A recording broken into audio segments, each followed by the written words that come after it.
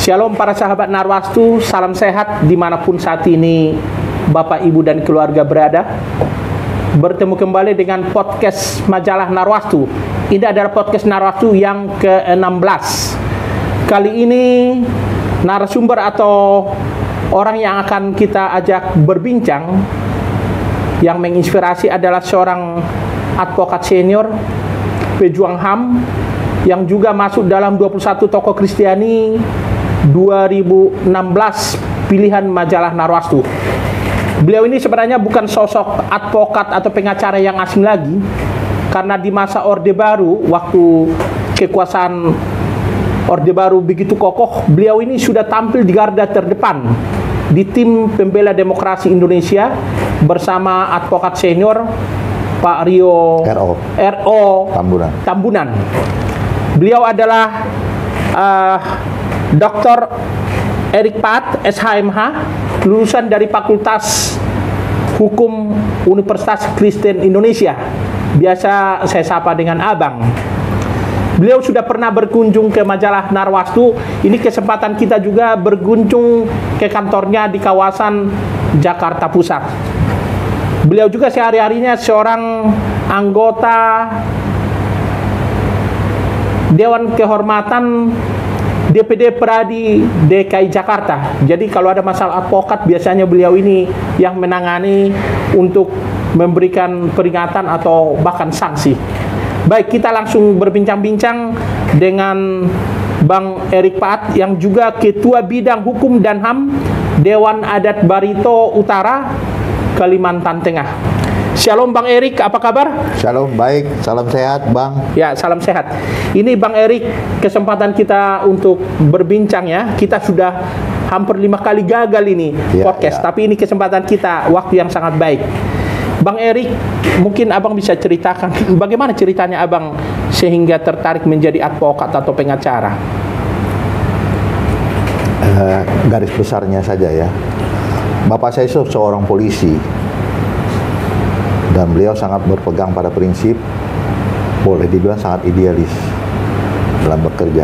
Nah, saya waktu itu ingat masih kecil di Polda Kalimantan Selatan. Jadi saya cuma melihat ke bawah itu ada tahanan, kemudian banyak orang-orang kecil ke rumah orang tua saya, papi saya pada waktu itu, dia kan bisa punya permasalahan hukum. Nah, pada zaman itu kan tidak seperti sekarang. Main tangkap, main ini belum tentu benar. Nah, mereka menangis, minta tolong bapak saya pun memarahi mereka. Betul nggak peristiwanya begitu? Betul nggak peristiwanya begitu? Nggak begini-begini. Jadi saya lihat banyak yang datang ke rumah itu adalah orang-orang kecil. Dapat perlakuan tidak adil. Nah, situ saya mulai melihat, wah, ini banyak sekali tidak adil gitu. Saya pengen menjadi bagaimana penegak hukum gitu ya, menegakkan hukum itu asal usulnya. Begitu Bang ya. Kemudian setelah Abang sekarang menjadi seorang advokat atau pengacara senior gitu ya, Abang sering muncul di TV memberikan edukasi hukum. Termasuk saat-saat ini juga Abang wajahnya sering muncul di TV dengan kasus-kasus yang sekarang menarik. Tapi ada yang mau saya tanyakan ke Abang begini. Yang paling menarik sekali sebenarnya diperhatikan waktu Abang dulu terjun di tim pembela demokrasi Indonesia waktu kerusuhan 27 Juli 1996. Bagaimana sebenarnya keterlibatan Abang di tim tersebut? Ya, waktu itu saya melihat hanya berita saja gitu ya. Ini kok sepertinya ada sesuatu yang menurut pengamatan saya tidak benar dan tidak tepat. Ini kan penyerbuan terjadi kepada kantor PDIP di bawah pimpinan Ibu Megawati. Ini kok yang diserbu ditangkap, yang menyerbu nggak ditangkap. Ini ada apa gitu? Itu fakta, ya kan? Bahkan saya baca ada yang sampai hilang, meninggal dunia. Nah, kemudian saya mulai mencari, ini gimana supaya saya bisa masuk ke tim pembela demokrasi gitu kan? So, hubungi kawan saya, rekan saya namanya Hasoloan, saya lupa marganya. Saya bilang, Hasoloan dari UKI juga. Gimana kalau gue bisa masuk ke situ? Masuk aja, Rik, kita lagi butuh banyak ini.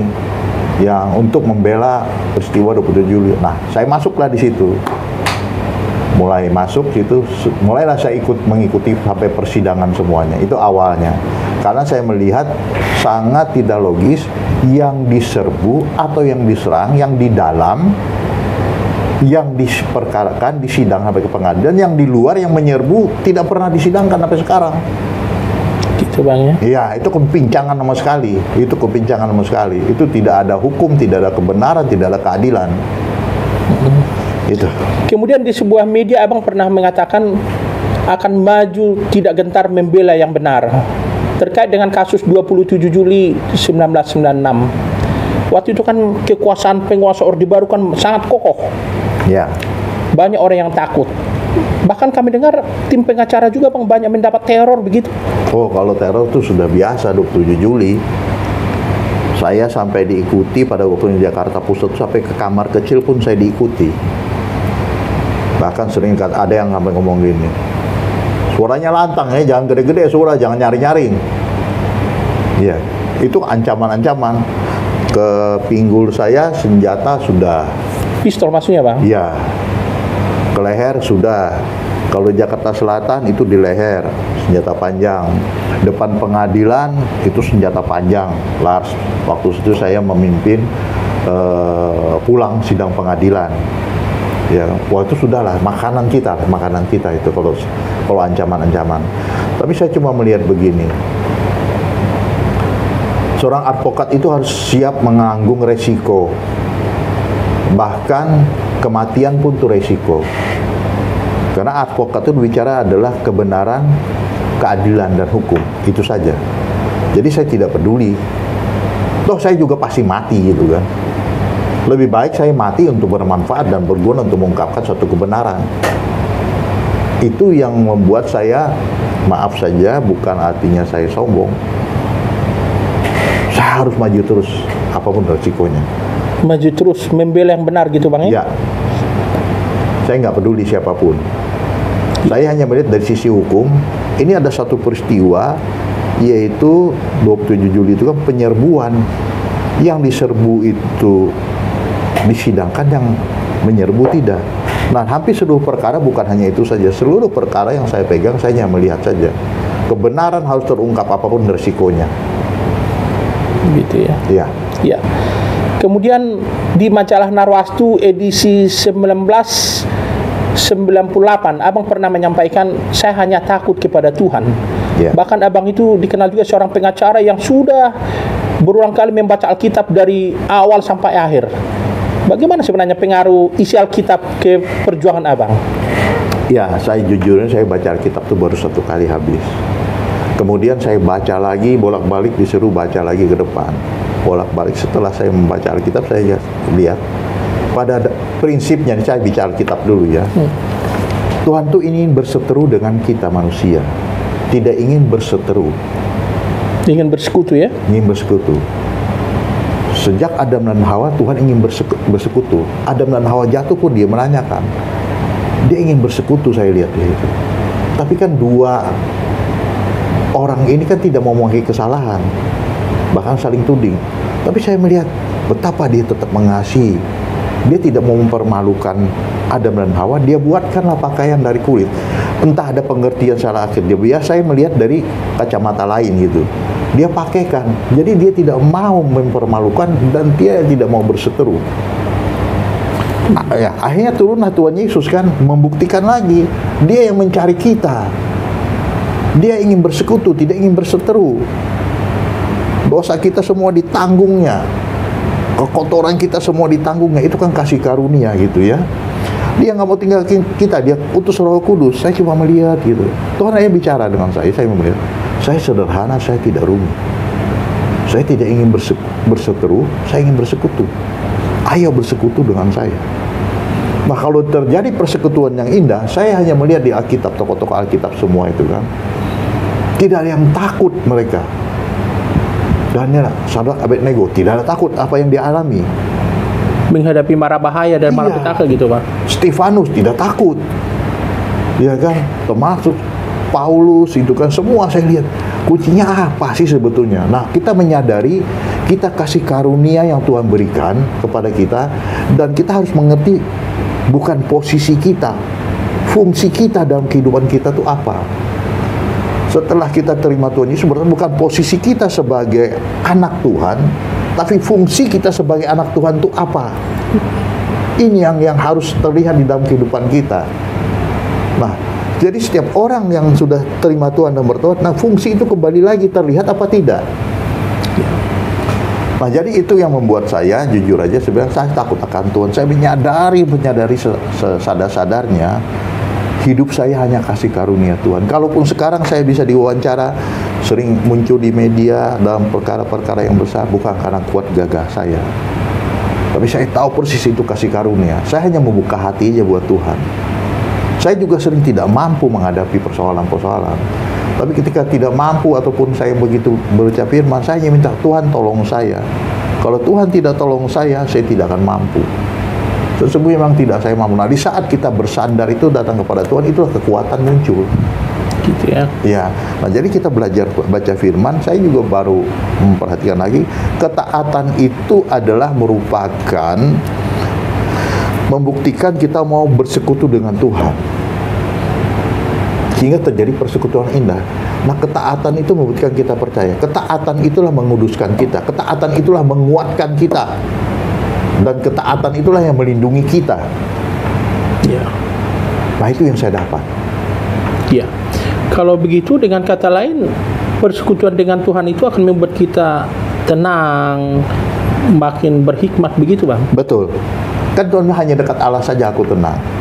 Dari mana bisa dekat dengan Tuhan? Ya persekutuan. Nah, bicara Tuhan itu bicara hubungan, persekutuan antara manusia dengan Tuhan, antara manusia dengan manusia. Iya.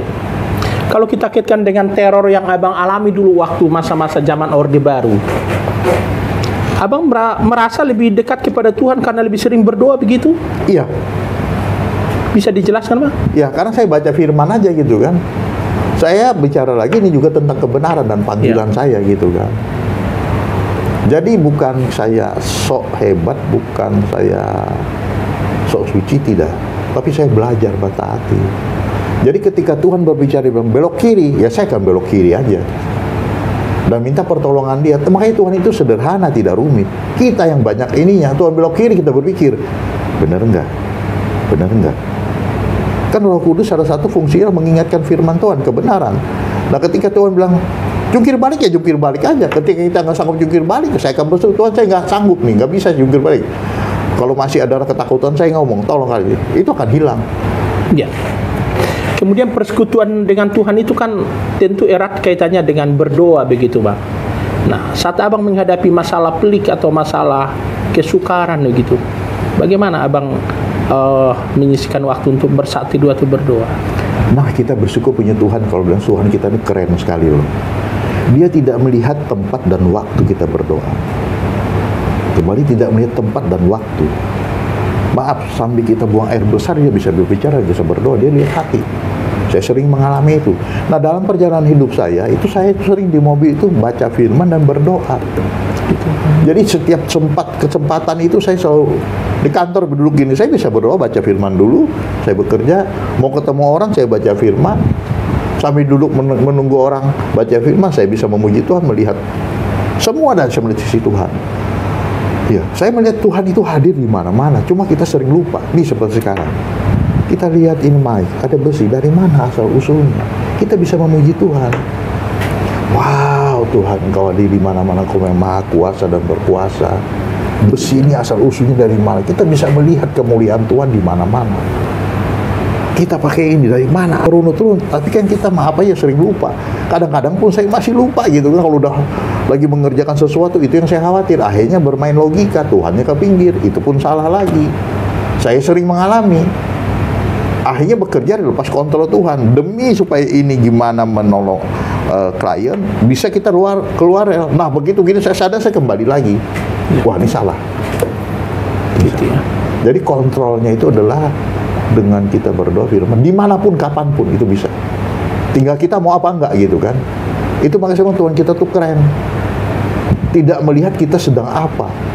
Sedang masak saya pernah. Ya, jujur saya bilangin. Saya lihat, saya bersihin rumah saya. Tuhan bilang, tubuh itu kan bait Allah. Berarti kan sudah punya Allah, bukan punya kita lagi. Saya lihat di rumah saya, kalau pembantu bersihkan, atau ponakan, nggak bersih.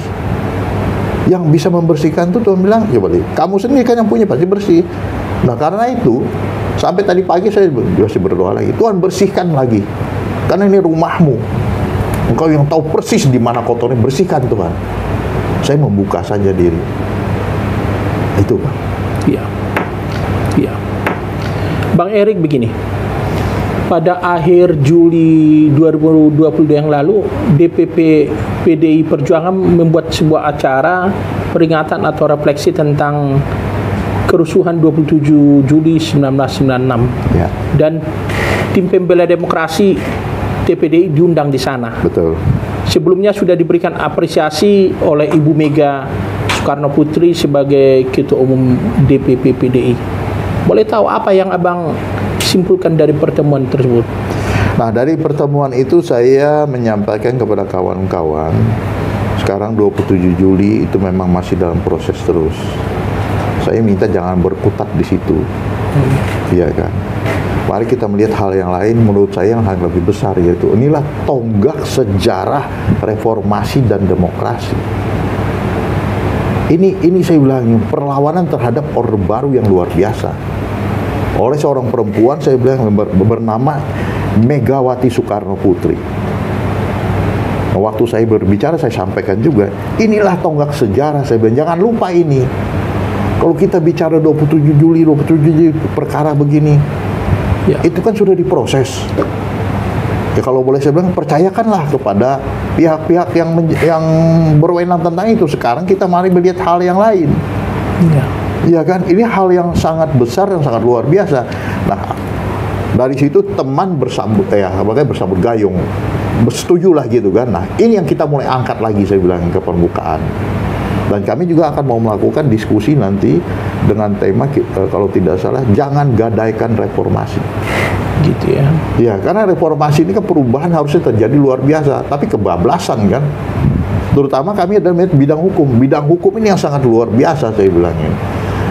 Nah, semua kan diatur oleh hukum, mau ekonomi kayak mau politik kayak, ya kan, mau kehidupan sehari-hari, semua kan hukum. Nah, ini yang harus betul-betul ditegakkan. Bagaimana hukum ini bisa ditegakkan kalau kita tidak menghargai reformasi yang salah satu tujuan adalah merubah dan penegakan hukum. Nah, sekarang kan boleh kita lihat banyak sekali perkara-perkara yang sampai ya kita lihat saja gitu kan. Yang terakhir ini kalau nggak salah 54 atau 57 triliun tuh ada, saya lupa siapa orangnya, yang lari gitu kan. Begitu banyak yang besar-besar, kenapa bisa sampai demikian adanya gitu kan. Nah, ini kita sangat sedih. Nah, kalau 57 triliun itu untuk rakyat, untuk pembangunan berapa banyak, itu baru satu kan. Belum kasus Asabri, belum kasus Jiwasraya. Ini apa sebab sampai bisa terjadi ini? Di mana? Apa penyebabnya? Kenapa bisa sampai terjadi gitu kan? Kita sangat sedih sekali ini. Jujur, sangat sedih. Oke lah disidangkan di perkara, tapi uang kan sudah kemana? Sudah habis. Mungkin sisa-sisanya aja lagi. Mungkin sudah disimpan di mana-mana. Iya kan? Ini yang kita lihat, reformasi salah satunya di bidang hukum. Bagaimana penegakan hukum gitu ya dilakukan sebagaimana seharusnya gitu. Iya. Kemudian TPD ini kan lahir di masa Orde Baru, Bang. Iya. Dan sekarang masih sering bersuara dan memberikan edukasi hukum ke publik. Bahkan ada yang pernah menyampaikan sebenarnya tim yang ada di TPD ini adalah sebenarnya tokoh-tokoh reformasi yang sesungguhnya. Karena ada tokoh-tokoh di masa reformasi justru di masa Orde Baru tidak pernah bersuara lantang. Apa pendapat Abang soal itu? Ya, itu saya pribadi mengembalikan kepada masyarakat, biarlah masyarakat menilai. Ya kan, khususnya saya pribadi tidak pernah berpikir demikian. Saya hanya ingin hukum dan kebenaran keadilan itu tetap ditegakkan. Kalaupun mereka, masyarakat menilai kami sebagai tokoh reformasi, kami terima kasih, khususnya saya. Tidak dianggap pun tidak menjadi masalah. Tapi saya berharap TPDI ini terus berkarya terus. Nah, salah satunya adalah tadi kembali, inilah harus dimunculkan tonggak sejarah reformasi yang tidak bisa dilupakan, tumbangnya satu kekuasaan yang sedemikian panjang, sedemikian lama, yang sangat boleh dibilang otoriter dan absolut bisa tumbang. Nah, kita mengharap dengan reformasi terjadi pembaruan-pembaruan yang luar biasa. Ini harus kita munculkan. Dan saya pribadi waktu itu menyampaikan kepada kawan-kawan, dan pada waktu saya menyampaikan pendapat juga atas undangan PDIP, saya berharap ini menjadi hari besar yang diingat dan dirayakan setiap tanggal 27 Juli. Ini penting sehingga orang mengerti. Ya kan, sejarah reformasi itu, perubahan itu terjadi. Sekarang orang dengan gampang mengeluarkan pendapat, ya kan, bahkan kalau boleh dibilang agak kebablasan gitu kan. Jadi harus diingat karena ini hari besar, hari bersejarah bagi bangsa Indonesia, bagi rakyat Indonesia, yang mana selama Orde Baru semua sangat terkendali dan tidak bisa mengeluarkan pendapat. Berbeda pikiran, hati-hati. Berbeda pendapat, hati-hati. Nah, sekarang kan sangat terbuka sekali. Misalnya Presiden Jokowi sering dikata-katain gitu kan. Saya juga kadang, waduh ini luar biasa sekarang, tapi bablas gitu kan. Iya. Nah, itu yang harapan kami adalah reformasi ini harus diingati sebagai satu harus berkar. Dan kalau saya melihat adalah tokohnya itu salah satunya adalah Ibu Megawati, karena beliau yang berani melakukan perlawanan. Jadi kalau sebenarnya kalau kita mau jujur, Ibu Megawati Soekarno Putri tokoh reformasi yang sesungguhnya ya? Iya, karena beliau yang melakukan perlawanan, dan di PDIP itulah pertama kali mimbar bebas Iya. dilakukan. Begitu ya? Iya. Oke. Kemudian sekarang Pak Jokowi sebagai presiden kita, yang notabene itu didukung oleh PD Perjuangan. Ya. Bagaimana Abang lihat masa kepemimpinan beliau yang sudah 2 periode ini, Bang? Ya, kaitannya dalam penegakan hukum. Nah, kalau saya lihat keinginan beliau pasti ada, ya kan, semua. Cuma kan tidak seperti membalik tangan, tidak segampang itu kan. Tidak segampang untuk membalik tangan. Contohnya beliau memang sangat terbuka, sangat berkeinginan menegakkan hukum dan keadilan. Kasus sekarang yang lagi rame, ada kan peristiwa adanya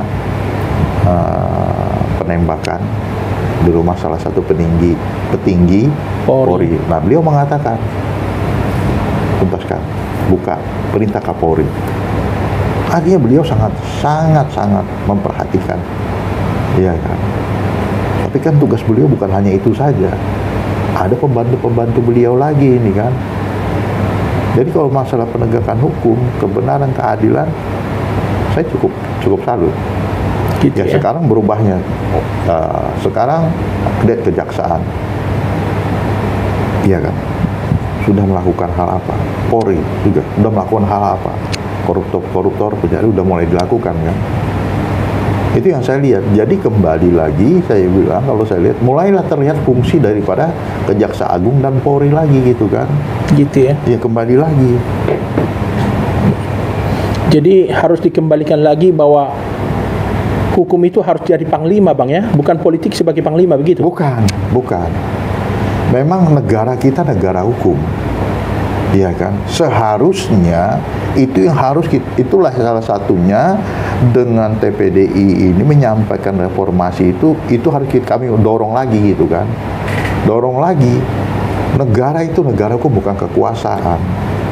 Nah, tapi kita melihat sendiri masih banyak kekurangan dan ketimpangan kan. Itu perlu proses. Nah, kita berharap nantinya kalaupun pengganti Jokowi itu juga tetap melihat ini gitu kan.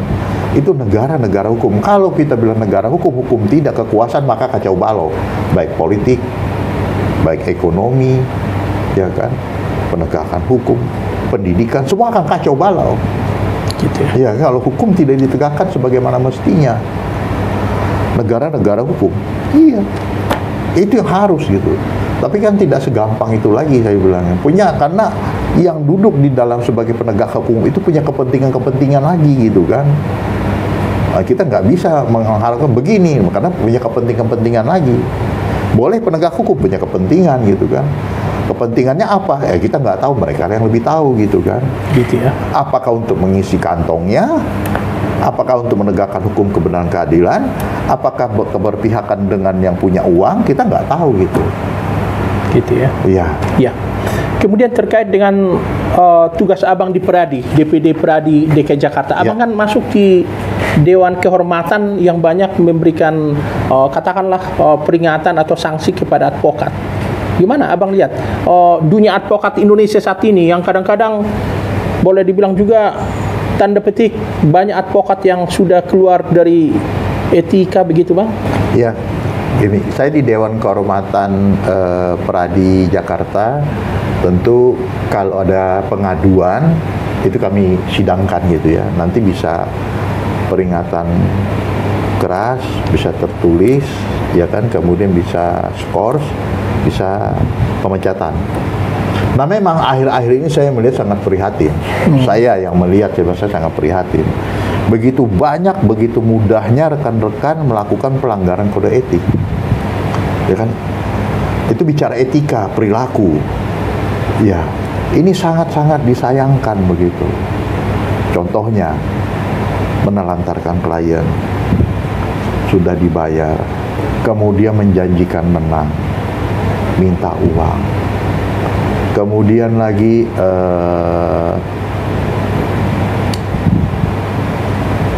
melanggar, menyerang sesama rekan begitu. Jadi banyak ini tentang perilaku. Dan saya sayangkan lagi juga begitu pengaduan bukan tentang perilaku, tentang perkaranya gitu. Ini jadi pengacara pun belum menguasai tentang etika beracara sebagai seorang advokat.